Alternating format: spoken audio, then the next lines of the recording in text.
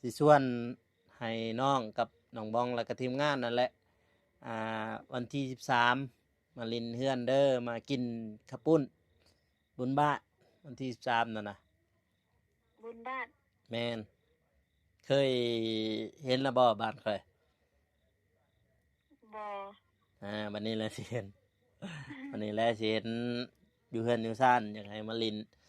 แต่ว่าน้องบองเบากูก็โทรแล้วไปบังเกตนี่โทรหาน้องบองแล้วบอกให้เพิ่นมากับเจ้าก็ได้กับเบาตูนก็ได้มาลินเฮือนลินซ่านมาเยี่ยมยามมาเบิ่งเฮือนเบิ่งซ่านแน่ มาเด้ออันนั้นคือเอ็นมื้อนั้นว่าโทรศัพท์เพแป้งแล้วบ่แป้งแล้วอืมแป้งแล้วโดยเบิดเท่าได้บัดนี้แป้งโทรศัพท์มันเป็นอีช่าง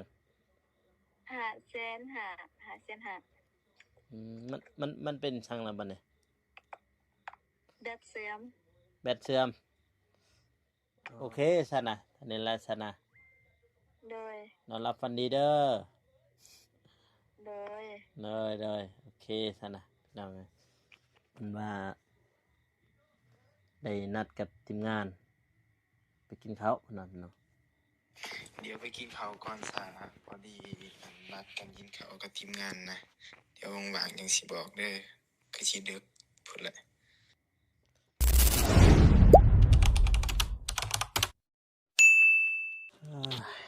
พี่น้องเอ้ยมาฮอบดึกมานี่มารอบดึกนะพี่น้องเนาะอยู่บ้านเอาโกพี่น้องกันเนาะเพราะว่าเมื่อกี้ก็ได้ฟาซิโททางทีมงานพี่น้องกันเนาะแล้วก็เบาตูนเบาทรายเพิ่นเนี่ยเพราะว่าอีกอย่างหนึ่งก็มื้ออื่นมื้อฮื้อเพิ่นแหละพี่น้องมีเดี๋ยวว่ามีข่าวดีเนาะพี่น้องเนาะก็คือ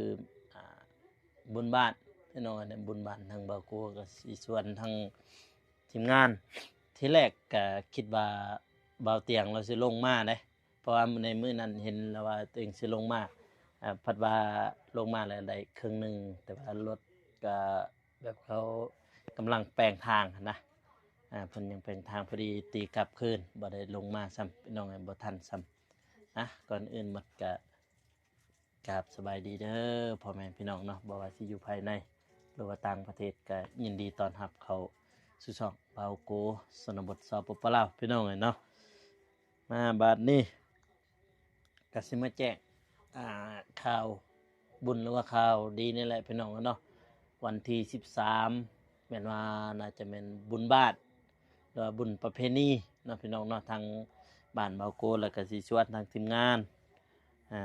มีเบามิกเบาทรายเบานงเบาเจ็บเบาตูนน้องบองแล้วก็น้องเดิมแล้วก็น้องอัมพรพี่น้องเนาะจะได้โทรหาทางบ่าวสายเห็นว่าสายอ่อนเนี่ยจักวางมาได้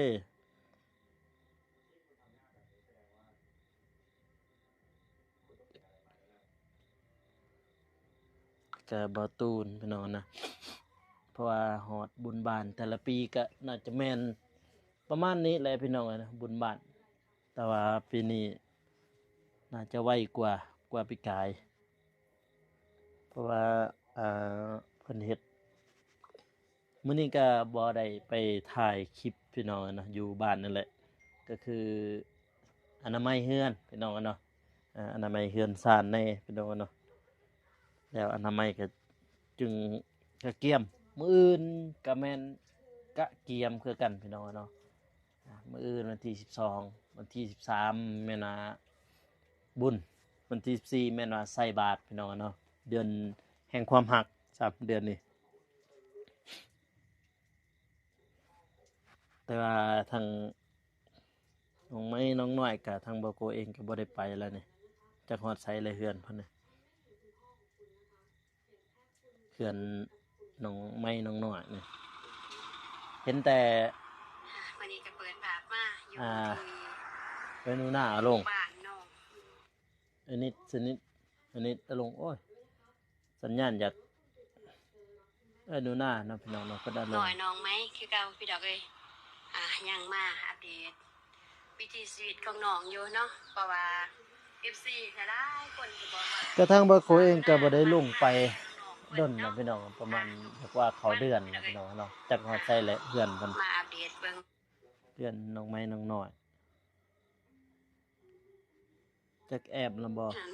เด้ เอ้ยก็ยังมักได้ปะ นั่นเลย ว่าสิส่วนน้องๆได้ไปหักแต่ว่ายังค่าไปเบียกเลยบ่ได้ส่วนพี่น้องเอ้ยว่าสิพาน้องๆเพิ่นไปหาเก็บผักนี่แหละแถวหัวเลนเนาะหากส่วนนี้ก็คือว่าเลยพี่น้องคันโชคดีก็แม่นได้ น้อง เนาะคัน ไม้ โชคบ่ดีเข้าไปก่อนก็แม่นบ่ได้กินติเพราะว่าเลน น้องไม้น้องน้อยเพิ่นยัง อยู่ อดส่วนผักพี่น้อง ในหมู่บ้าก็2จุดพี่น้องเอ้ยแต่ว่า แต่ว่าเพื่อนเราน่าจะแอบแล้ว ที่ว่า ซื้อไม้ ปปเดต ซื้อไม้สลานี่มันนะ ให้เบิ่งคลิปก่อนๆพุ่นแหละพี่น้องเอ้ย แบบ ถ้าเป็น ก็ว่าสิโทรทางบ่เมฆพี่น้องเนาะว่าสิสวนมันแต่เสียดายพี่น้องเนาะเสียดายที่ว่าเพิ่นมาได้ครึ่งทางแล้วบัดนี้เห็นเขาเจ้าแป้งถนนเขาเจ้าแป้งใหม่พุ่นละสิฮอดตัวเมืองสารวัตรนั่นพี่น้องเนาะเพราะว่าเราอยู่ก็ซื้อทางบ้านบาโกนี่แหละไปมันอ้อมเด้มันอ้อมกันมาเนี่ยเราอยู่แถวสวรรณเขตของมาเตียงอยู่สวรรณเขตบัดนี้หันเราก็ว่าสิลงมาทางเมืองนองแล้วก็ลงมาสารวัตรเลยแล้วก็มาทางบ้านบ่าวนงหรือว่าอยู่ท่าแต้งนี่พี่น้องแต่ว่าครึ่งทางเอาไปหั่นครึ่งก็คือว่าทางบ้านนี่ทางสารวัตรนี่สิฮอดแล้วพี่น้องอะเนาะแต่ว่ามันค่าหน่อยนึงพี่น้องเขาเฮ็ดเขาแปลงทางพอดีเพิ่นสิตีกลับแหละถ้าว่าตีกลับแม่นมาทางปากเซ่วนมาอีกพี่น้องเนาะวนอีกเรียกว่าทุบครึ่งพุ่นแล้วถ้าเพิ่นลงมาเอ เด้ อ ยเรียกแล้วบ่ล่ะ เบิ่งเฮือนก็ก่อนพี่น้องเนาะมื้อวานนี่ก็มื้อซื่นก็แม่นว่า ไปหาน้องหน่อยน้องน้อย อยู่อยู่บ้านบ่าวนงเพิ่นพี่น้องเอ้ยก็ห้องน้ำเพิ่นก็มีเบามิกเบากูแล้วก็เบาอนงแล้วก็เบาทรายมานำล้างพี่น้องโอ้ไกลแล้วสำเร็จแล้วโอ้ พี่น้องเอ้ย พี่เด้อคนน้องคนน้ำก่อนพี่น้อง มือ เนาะ มือนั่น คำยำแรก เบาโก้พี่น้องไอ้หดผัก โอ้ เพิ่น มักทองมักทั่ว หดผักคดอะไรพัน ทา มั ง น เราไต่เกินว่ามัก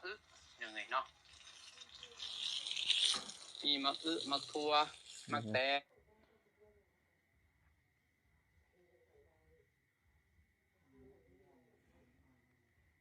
เพราะว่า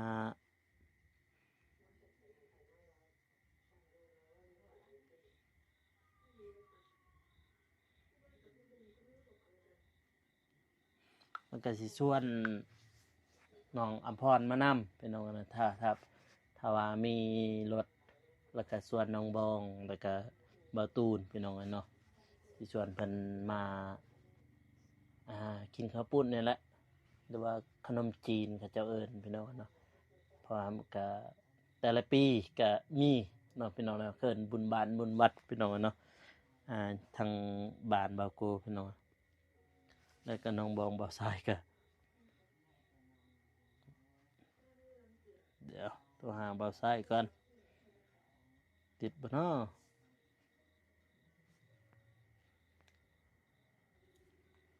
โอ้เสียงคอยแท้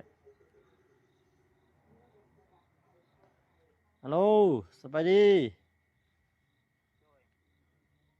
เสียงคอยเป็นยังอยู่นี่ถ่ายคลิปอยู่เด้อสบายดีเสียงมันคือคอยแท้ลองเดี๋ยวแล้วโทรใหม่เด้อเสียงคือคอยแท้พี่น้องเอ้ยแป๊บนึง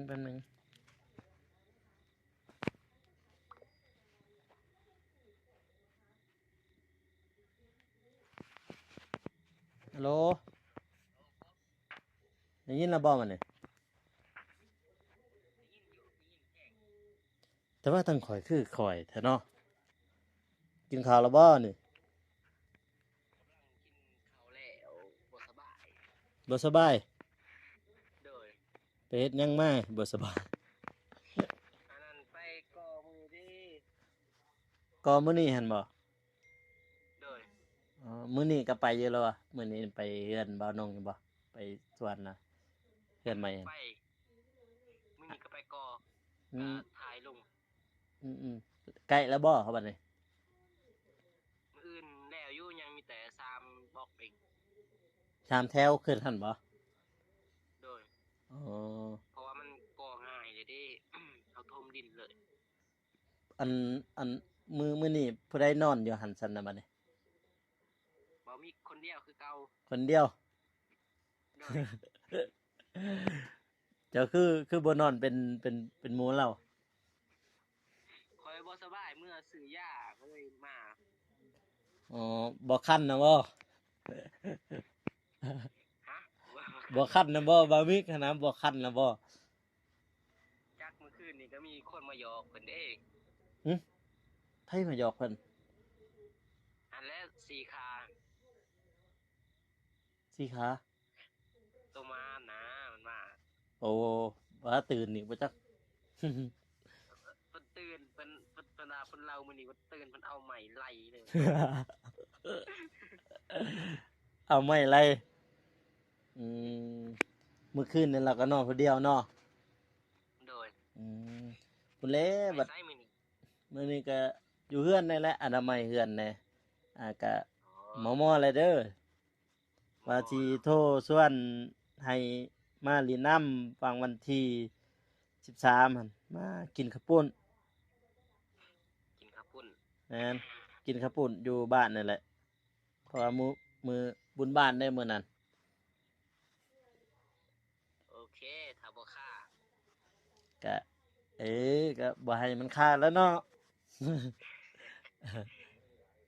ก็บ่ให้ค่าก็มาเลยโทรหาบ่มีอีกจักบ่มีนอนแล้วบ่จักปานนี่ คือสิยังเนาะเมื่อคืนนี่ก็เปิดเพลงอยู่ว่า10 โมงนอน แม่นบ่เพิ่นได้ตู้เนาะ เพิ่นมีตู้ได้บัดนี้ 10 โมงเพิ่นว่าเปิดเพลงหมดคืน อย่าบ่ให้เหงาได้บัดนี้มื้ออื่นบางทีถ้าทันบางทีก็สิลงบางทีก็สิบ่ได้ลงเพราะว่าสิเกี่ยมซื้อดันซื้อนี่ในเด้มื้ออื่นหั่นมาเด้อวันที่13หั่นบุญบ้านนะ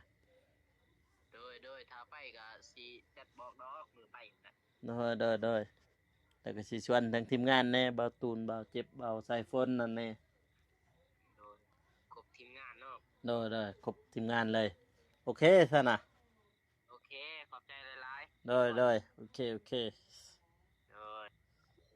โอ้ยแล้วว่าโทรหาน้องอัมพรกันพี่น้องเนาะติดบ่ได้นี่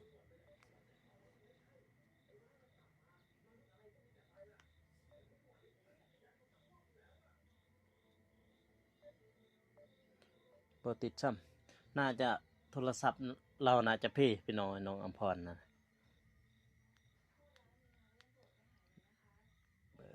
โทรหาเบาอนงก่อนพี่น้อง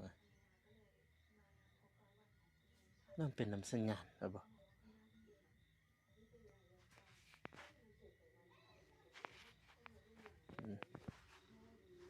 เสียงคอยแท้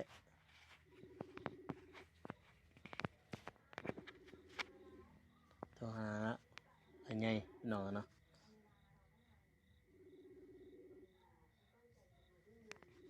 แล้วน่าจะบ่หับมั้งเดี๋ยวนี่บามิกสลอ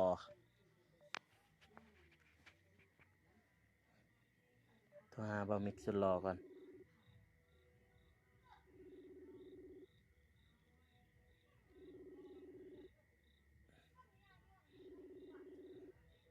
เพราะปกติเสียงแห้งกว่านี้นะนี่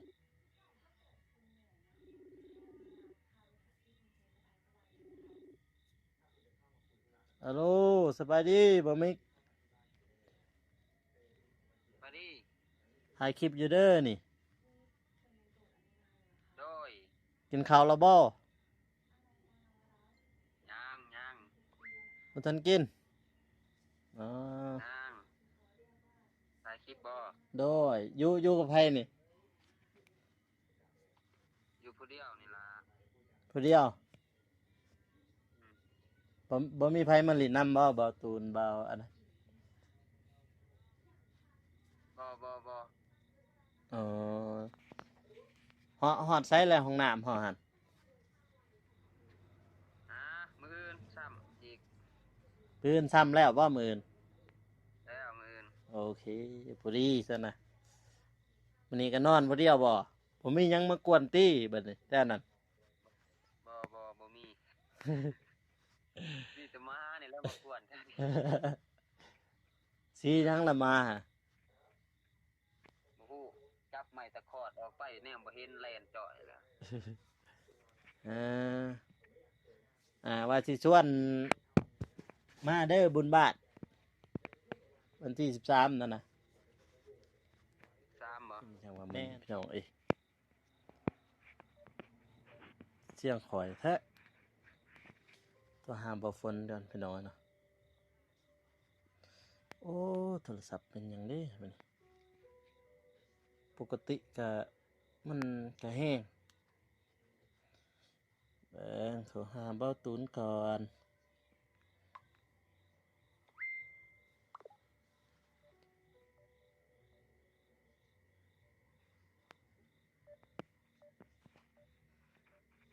โทรศัพท์เป็นหยังวะ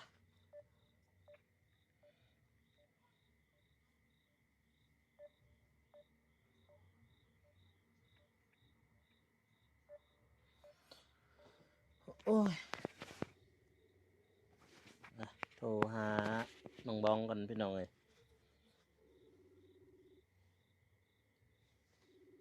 ทำบ่ได้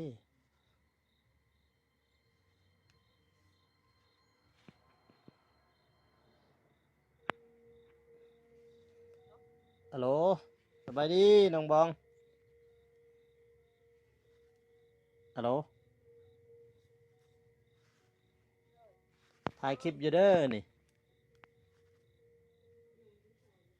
ได้ยินบ่ฮัลโหลถ่ายคลิปอยู่นี่เฮ็ดหยังอยู่นี่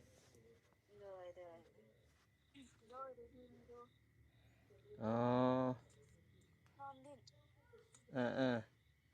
กินข้าวแล้วบ่กินข้าวแรงแล้วบ่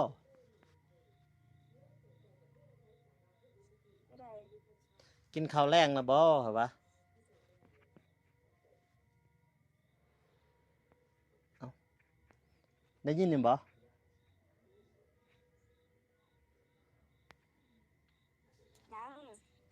อ๋อ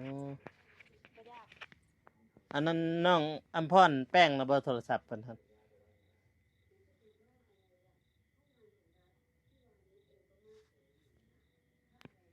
ฮัลโหลน้องอัมพรเพิ่นแป้งแล้วบ่น้องแม่นแหละน้องอัมพรเพิ่นแป้งแล้วบ่โทรศัพท์อ๋อว่าสิชวนเจ้ากับน้องอัมพรมาลินเฮือนนั่นเด้อวันที่13นี่บุญบ้านแม่นมื้ออื่นมื้อฮื้อนี่วันที่10มื้อนี้วันที่11มื้อนี้มาลินเฮือนแน่ส่วนน้องอัมพรมานำเด้อนั่นแต่ว่าทางประตูนก็เดี๋ยวสิแชทอีกตืม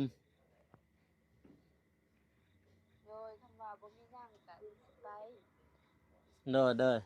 เพราะว่าวันที่13บุญบ้านเด้มื้ออื่นก็12เลย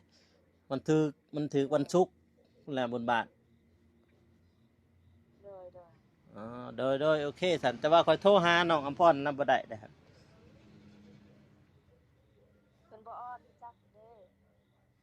จักเด้หรือว่าเน็ตเพิ่นเบิดบ่จัก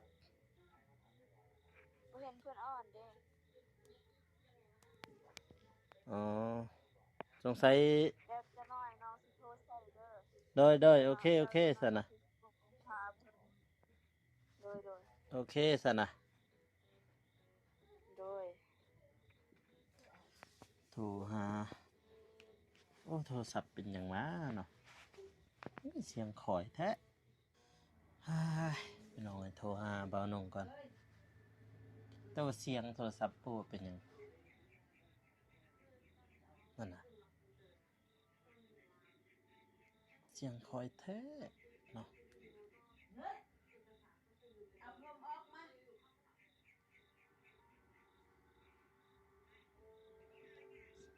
เสียงข่อย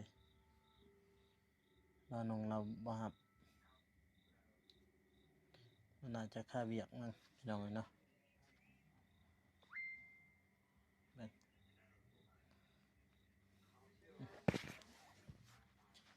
เดี๋ยวโทรหาน้องพรก่อนพี่น้องเอ้ยโทรศัพท์นั่นน่ะเสียงข่อยดิ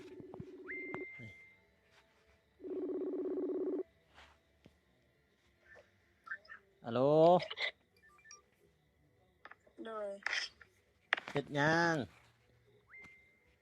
กาวาสินอน กำลังสินอน โดย กินข้าวแล้วบ่ ยังไม่ทันได้กิน บ่ทันได้กินคือกินดึก ยัง แท้สบายดีพ่อใหญ่แน่ ถ่ายคลิปบ่ แม่น สวัสดีเด้อ พี่น้องเอ้ยน้องอำพรเพิ่นนครเฮา โดย เจอนครบัดนี้เออไปใช้มื้อนี่ อยู่บ้านบ่ได้ไปใส่ อ๋อพ่อแม่เด้อไปใช้มื้อนี่ เขากันยังอยู่ อ๋ออืมไอ้ว่าสิชวนให้น้องกับน้องบองแล้วก็ทีมงานนั่นแหละวันที่13มาลินเฮือนเด้อมากินข้าวปุ้นบุญบ้านวันที่13นั่นน่ะ บุญบ้าน แม่นเคยเห็นแล้วบ่บ้านเคย บ่ วันนี้แหละสิเห็น วันนี้แหละสิเห็นอยู่เฮือนอยู่ซ่านอยากให้มาลิน แต่ว่าน้องบองเบากูก็โทรแล้วไปบังเกตนี่โทรหาน้องบองแล้ว บอกให้เพิ่นมากับเจ้าก็ได้กับเบาตูนก็ได้ มาลินเฮือนลินซ่านมาเยี่ยมยามมาเบิ่งเฮือนเบิ่งซ่านแน่ มาเด้อ โดยกันวางก็สิไป อันนั้นคือเอ็นมื้อนั้นว่าโทรศัพท์เพแป้งแล้วบ่ แป้งแล้ว อืมแปลงแล้ว โดย เบิดเท่าได้บัดนี้แปลงโทรศัพท์มันเป็นอีช่าง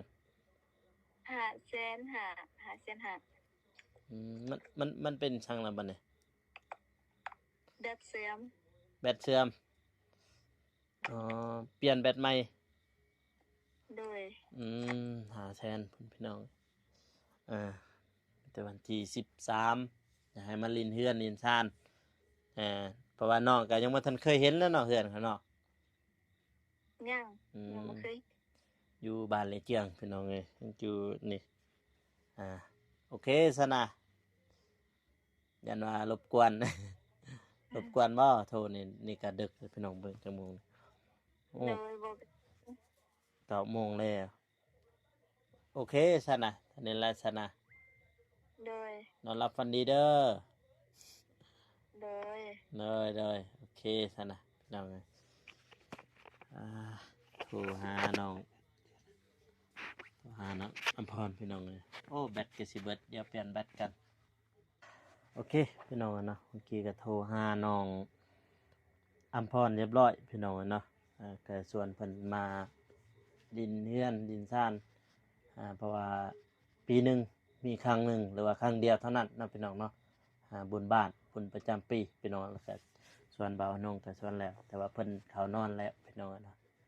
ก็พุ่นแหละวันที่13พุ่นแหละพี่น้องเลยที่แรกก็คิดว่าเบาเตียงสิมาได้เพราะว่าก็เลยว่าพอดีแล้วอันนั้นเบาเตียงเรามาพอดีมาลินเฮือนเลยมาเยี่ยมยามพี่น้องเนาะมากินข้าวปุ้นเนาะบนบ้านพี่น้องเนาะแต่ว่าทางบ่าวเมฆเขาแซดไปเมื่อกี้พี่น้องแต่ว่าเพิ่นมาค่าเนาะพี่น้องเนาะเพิ่นค่าก็คือนัด กับทีมงานไปกินข้าวพี่น้องเนาะมันว่า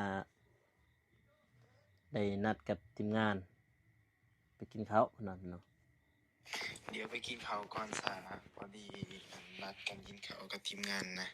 เดี๋ยวว่างๆจังสิบอกเด้อคือสิดึกพุ่นแหละ โอ้ยโดยโอเคสนะมิตรก็ว่าสิชวนให้บ่เมฆทมิตรก็คิดว่าบ่เมฆสิลงมาแล้ววัน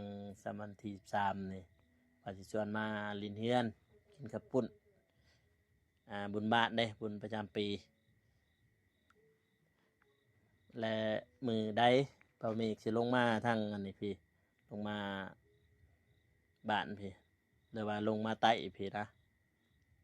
แต่ว่าตอนนั้นเพิ่นก็ลงมาพี่น้องเนาะแต่ว่าค่า รถแต่ว่าเขาเจ้าแปลงทางก็เลยได้ตีกลับคืนพี่น้องเนาะกลับไปทางพุ่นแหละทางสวรรณเขตหรือว่าเมืองนองพุ่นพี่น้องเนาะคลิปนี้ก็เบาโกเองก็บ่มีหยังมากมายเนาะพี่น้องเนาะก็อวยพรให้ผู้ใหญ่ทุกท่านจงมีแต่ความสุขความเจริญปรารถนาสิ่งใดก็ขอให้ได้สิ่งนั้นให้ได้ดังสมปรารถนาไปใส่มาใส่ไปหอดจอดให้ถึงให้มีแต่คนหักคนหอมคนหักคนแพงความเจ็บอย่าสู่ใดความไข่อยู่ซุมีให้เจ้าหังเจ้ามีจะร่ำจะรวยหิ่งปังตลอดศาสตร์ตลอดปีอย่าเจ็บอย่าจนพร้อมขอบพร้อมกลัวสาธุพี่น้องเนาะท้ายนี้ก็เบาโกคือสิขอตัวลาไปก่อนเด้อพ่อแม่พี่น้องเนาะอย่าลืมฝากกดไลค์กดติดตามเพื่อเป็นกำลังใจให้เบาโกเฮ็ดคลิปต่อไปแล้วก็ช่วยเหลือสังคมแล้วก็ช่วยเหลือพี่น้องนำพี่น้องเนาะสำหรับคลิปนี้ขอกล่าวเข้ามาสบายดีพี่น้องแล้วเจอกันอีพีหน้าแต่ว่าคลิปต่อไปของเบาโกนำพี่น้องเนาะบ๊ายบาย